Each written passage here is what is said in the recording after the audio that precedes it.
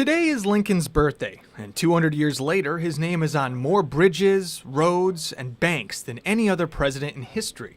And according to historians, he is someone we can still learn from today.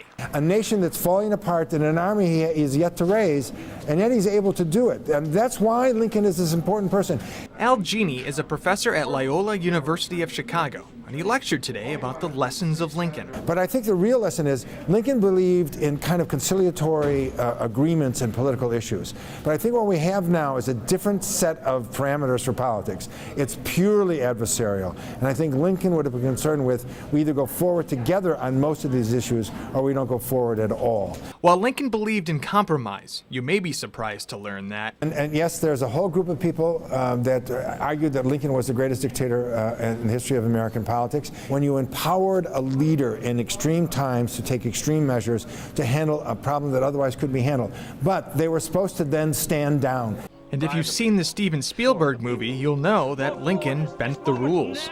And the fact, was he above skullduggery? Was he above deals, backroom deals? No, he was not. And he understood that politics is what you have to do sometimes. Dirty politics is what you have to do, and he did it to get the greater good. And the final lesson? We make Lincoln a legend, an icon, a martyr, and a saint. But I think the one thing to take away from all of this is he wanted to be president because he thought he had a good idea that should be implemented. But he didn't need to be president as a man. He had ambition, but his ambition was for others and not just himself. Happy birthday, Mr. President. In Grand Rapids, Steve Zagman, WZZM 13 News.